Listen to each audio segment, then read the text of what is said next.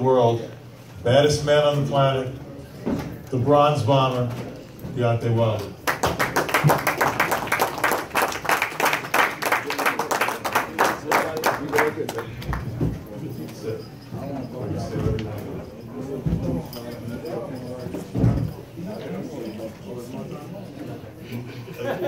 Does he have to? Yeah, I guess so. It does feel bad. How you guys doing? Thank you for waiting so long for me. I know y'all guys ready to go home. But tonight was a magical night. I knew I was in for a fight. Luis Ortiz is the most technical fighter in the division. We already knew that with the Cuban background. And you know, when guys come to fight me, we know they're gonna bring their best. We know they do things that we never seen them do. Look at this man, he was running, he was doing things that we never seen him do, but when you finna fight the king of the division, you better get yourself prepared. You better get yourself mentally ready. I don't know. Because I don't know whose stuff that is. I got a heart of a lion, man. And that's just what it is, you know. I tell people all the time, I'd rather be the part than look the part, and I showed that tonight. It's not about weight, it's not how big a person is, it's not about all of different things that people, you know, get so wrapped up in their mind about boxing. You know, boxing is a beautiful sport. It's a sweet science to this, and it's all about who got the bigger heart. And tonight I showed I had the bigger heart, and I solidified myself at the top as the baddest man on the planet. You know, you know, like I've always said, my goal is, my mission is to unify the division.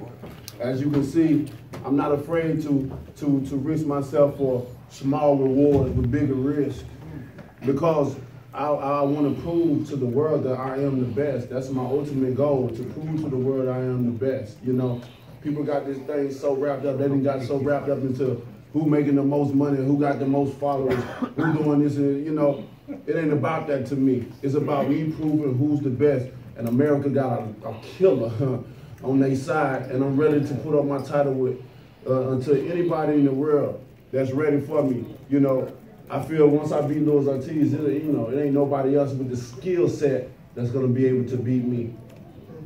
Any questions? Yes, sir. Guys, we're gonna wait on the mic. Wait till you have a mic. Just announce your name and your outlet.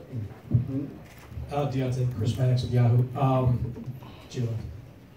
After the 7th round, when you went back to the corner, what were you thinking? That was probably as deep as you've ever been with the opponent. Yeah, I was just thinking, you know, I really wasn't thinking nothing, to be honest. I really wasn't thinking nothing, to be honest. You know, I knew that once I got out of that whirlwind that he had me in, you know, he had me in a whirlwind, and I had to get up out of there because he throw nice combinations. And, you know, I think when he put guys in that whirlwind, they give up. Their heart started to play in, and it started to become a mental thing. And I always tell people, if you speak it, believe it, receive it, then you shall do that. And I speak things like I speak it because I want to be a living witness. It's nothing like showing people, then they believe it. Because a lot of people always say, I have to believe it. I have to see it to believe it. If that's the case, then I show people each and every time that I'm going to show you, then you believe in it, you know. And, you know, I can't be saying things and don't show it. You know, that's my biggest thing. I want to show people, all you got to do is believe in yourself. No matter what you are, no matter who the opponent is, no matter who it is. It don't even have to be boxing. It can be just this, what you're doing. Like, just being, you know, you can have a regular job. You always want to be the best. You know, my first job was working at Burger King. And the thing about it, although it was a low-paying job, but I made sure I was the best worker there. Anything I do, I want to be the best at what I do. And I show it each and every time in the ring. So now I am 40 and over 39 KOs.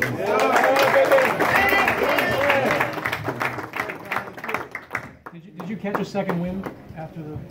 Well, I was never tired. I wasn't never tired. You know, I was pacing myself. I don't make excuses. You know, I could have made excuses. I caught a cold in camp and stuff like that. That's why I lost so much weight. But I didn't want to make excuses. I didn't want to, you know, I feel when people make excuses early on, they already looking for a way out. So when they lose, they say, oh, you know, he was he was sick and stuff. I didn't want to do that, you know, and I just showed that I had the heart. Deontay, I saw Sensible News. Are you going to call out Anthony Joshua? Do you want him next? How many times do I have to call him out? I mean, how many times? They hide him, you know. You know, his promoter don't want that fight, and after tonight, they definitely ain't gonna want it. But it's gonna be up to you guys. It's gonna be up to the fans. I've done enough. I've spoken enough. I really don't even want to talk about the dude no more because I've said all I had to say. And after tonight, I don't need to say no more. All I want to do is prove to the world that I am the best. I'm the baddest man on the planet, and hey, whenever they ready, we'll be ready. They talking about calling him. How many times we gotta call him? All you gotta do is pick up the phone. Deontay, congratulations on the big win. Speak it, believe it, receive it. Something you said before the fight, something you said after the fight. In the 7th round, when you're in trouble, how important was that belief to your victory? It was very important. It's just like I said before, I can't be speaking things and not follow what I say, you know, then I'll be contradicting myself. And then how could people believe it, anything that I put out there if I don't do it, if I don't follow behind what I say, you know?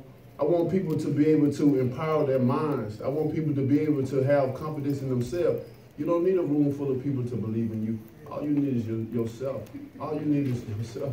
You don't have to have a lot of people, you know, because most of the time people will let you down. Human will let you down, you know, especially when you have family or friends or whatever. Most people are happy for you until you get to a certain point in your life, or when you start doing better than them, and then that's when that support, that's when that hate started to come in. But if you believe in yourself, you ain't got to worry about that. You know, you'll tell the difference between who's for you, who's not, and that's when you can take that leap of faith and say, you know what, I know you ain't for me. You know, and you just go forward with that. You know, we too worried about what people may think of us. We too worried about what people may say about us. You know, it's not about that. I always say if you took 6 months to worry about, you took 6 months to worry about yourself and 6 months to stay out of other folks' business. Shit, a whole year that went by, you done focused on yourself. Look how far you can make it. And quick follow-up. Last fight, 50 Cent walked you to the ring. This time, Lil Kim. How did you and the Queen Bee get in contact for that to happen? Well, you know, again, my brother Madu Jones, man. Everybody call my brother now. That's how I built a relationship with these other people, you know, which was a beautiful thing because I feel everything I do now is gonna make history. You know, and I made history with her tonight because it's never been a fighter to bring a female out. And I think she did a great job for what she did. And it's going to be many more. Everybody want to do the walkout and stuff. You know, I'm really not interested in people walking down and stuff like that, but I do believe in giving the opportunity. I do believe in, you know, letting people be happy and do what they want to do. If that makes them happy, then, I suck certain things up and say, what's up? Let's make it happen. Because I don't even have to come out to no music, you know what I mean, at all. Because I be so into the zone. I be so focused. You know, man, it'd be a different person. Right now, I feel calm right now. Before, I was the bronze bomber. You know, now I'm Deontay Wilder. I can relax, I can laugh, I can be silly, and I can just live my life. I'm gonna go home and lock myself in the house amongst my children and let them love all over me. Deontay, Keith Hyder from BoxingScene.com. Do you think all of what happened tonight will make Anthony Joshua want to fight you more or less? I'll let you be the judge of that. I mean, even before I fought Luis Ortiz, it wasn't nobody calling out the phone. You know, his people came all the way to America, and I got my people on stage to be able to witness that. They came down here talking about other fighters. You know what I mean? They don't want this fight. Eddie Hearn is, you know, he having fun milking the cow, like I said. You know, I heard one person made a comment and said, well, he can milk me. You know, well, I ain't in the business of being milked. I'm in the business of looking to see I want to see who's the best. You know, it's good to make money and stuff like that, but how long are you going to cheat the people out of their money? How long are you going to be able to just sit around and just fight these guys that ain't even worthy of it? It's like, I got to go through so much just to get a fight. They tell me I need to do this, I need to do that. But what do these other guys have to do? You know, I have to raise a profile. I have to, man, so y'all know, y'all done heard this stuff. But what about these other guys? What do these other guys have to do? Why is it only me? You know, people be expecting so much of me. I have to look good in the ring. I have to fight the best, and I have to knock them out. And I have to win all the rounds. That's the situation that I'm in. But, you know, I don't pay attention to people. I don't worry about what they say about me, but you will watch me work in that ring. Like I said, there's no man that has stood in front of me that I haven't knocked out. And I'm going to continue my knockout spree. Other people may look at me and think about and see other things on the outside, but these fighters know when they get in the ring, it's going to be a fight. There, Deontay. Over here. Yeah, I think Dan Rayfield from ESPN. Congratulations. What's up, Dan? Tremendous fight, but my question for you is, a lot of talk about Anthony Joshua. My question is, on March 31st, are you going to be ringside in Cardiff, Wales to watch that fight? And if so, or even if you're not there, who do you want to win? Because maybe if Parker is the winner, maybe you'll have an easier time making a unification with him, since I know you want the belts not necessarily Joshua. Well, unfortunately, Sky Sports definitely have hired me to come out and be a commentator, so I'm looking forward to coming to Cardiff. I've never been to Cardiff before, so I'm looking forward to making myself present there and love on my fans. You know, I got a lot of fans in the UK, and as far as who winning, it doesn't matter who wins. Of course, everybody wants to see Anthony Joshua and Deontay Wilder, of course, and with Joseph Parker, I don't know. They say they want to fight, but they had the opportunity to fight me before. That's why they came to Alabama to the fight and stuff like that. But when I knock people out, people start to get indecisive of what they really want to do. You know, certain people say certain things for the media to entertain the crowd, to entertain the fans. But what I say, I really mean. Like I've said many times before, I only speak from my heart. You know, and my mouth is only the translator to what my heart is really saying. I have no filter. I'm going to bring it to you raw. I'm going to bring it to you uncut. You know what I'm saying? I know sometimes I say certain things that may make people feel uncomfortable, but I'm a real champion. I'm the realest champion in the business. You know, sometimes that may mess up marketing or certain things that people look at you and stuff, but I'd rather be real with myself and to the people than being a fake person amongst the people just to get a little money out of their pocket. You know, my life is great. I got a beautiful family. I got beautiful children. I got a beautiful woman. You know, what more do I need? You know, money ain't everything. You know. Two more questions. One more follow-up for you, Deontay. You both are champions that have made multiple defenses. Your biggest win, obviously, was tonight against Ortiz by knockout. He's got the big win against Vladimir Klitschko that stands above all his other victories. Which do you think is the bigger win to the public? You knocking out King Kong or him knocking out a big name like Vladimir Klitschko? I think me knocking out King Kong. You know, King Kong is undefeated. Vladimir was, you know, he'd been beat many times, and when he fought Joshua, he was already beaten. He wasn't a king, he was already dethroned. You know, we know that. He was coming out almost a 2-year layoff, you know, and really Joshua didn't win that fight. You know, Vladimir lost.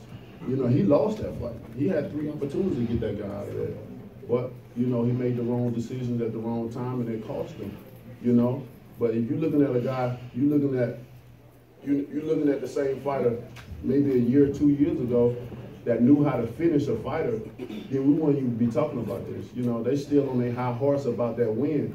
But how can you really be on your high horse when somebody else already dethroned them, you know? And we already know who did that in Tyson Fury. So, you know, they can celebrate that only for so long. And I feel that with Ortiz, he got the better skills. He's definitely motivated to prove himself in this division. That's why it took him so long to get world title. Nobody wanted to fight this guy. Everybody ducked this guy. No, you know, you got promoters signing this man just to keep him away from fighters. Now, we see it. It is just, I mean, enough of the bullshit. I'm sorry about the name, but it's just, like I said, I don't have a filter. I'm the realest, you know. Once I unify the division, they can have all their belts back. I just want to prove a point to myself and to the world that I am the best in the world. Final question. Huh? Final question. Deontay, I'm right here.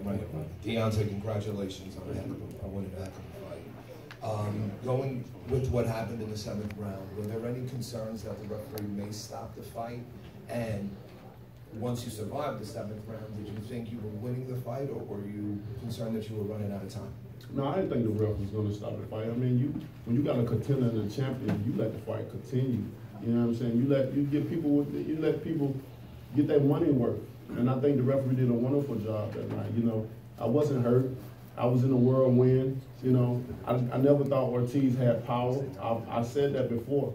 You know, he had me in that whirlwind. I was trying to get out of that tornado. You know what I mean? I mean, he put a lot of punches combination together well. You know, and I told Ortiz that he's never been in a fight with a fighter like me. So confident, you know, with a natural killer instinct, with a mindset like mine. You know, I control my mind. You know. My mind is so strong. That's what meditation comes from. You know, it's a powerful exercise of exercising your mind. Like I said, I've fought him 100 times in my mind through meditations. So, you know, getting in that just proved. I'm glad I got into that situation because I showed people a lot that I can take a punch, that I can, you know, overcome adversity. You know, and now what else to be said? What you gonna keep saying? That I'm sloppy, I'm windmilling, or whatever? What else to be said, man? At the end of the day, styles make fights, and my style is what it is. I continue to prove to the people that I'm continuing to win. I'm gonna continue to knock these guys out with the style that I have. So people just gonna have to deal with what I got and just love on me as I love you guys and entertain you guys and give you some of the best fights. Like I said, I took a stand and took a great risk with a small reward, just to show you guys that I am the best, you know, because I consider Luis Ortiz the best. And it was an honor to get in the ring with him. You know, like I said before, I wanted to give him that second opportunity because he had a daughter with a disability, as well as my daughter with a disability. And I know how that feels to have, as a father, to have children that we love so much with a disability. So no matter what it was, I wanted to give him the opportunity so he could be able to support his family. Win, lose, or draw, man. You know, it was an amazing night. I respect him. I hope he still becomes prosperous in his career and still don't give up, no matter what the age is, because we'll probably never know. I wish him the best. He's a great guy. And sometime in boxing, we have to transform into this killer. You know, as you can see, I don't know. It's just, in boxing, when it's time to fight, I'm the bronze bomber. That's serious. Like, I don't care about nothing. I really try to hurt my guys, but then when it's over, I can love on my guys. I can show sportsmanship. You know, I can hug them and kiss them and say, great job, man. I appreciate you, King. And go on to the next one. That's what this sport all about. This is a beautiful sport. It'll never die. It'll be around for a long time, man, especially due to the support of you guys. Thank you guys for coming out. Thank you guys for supporting this card. It was a wonderful card, man.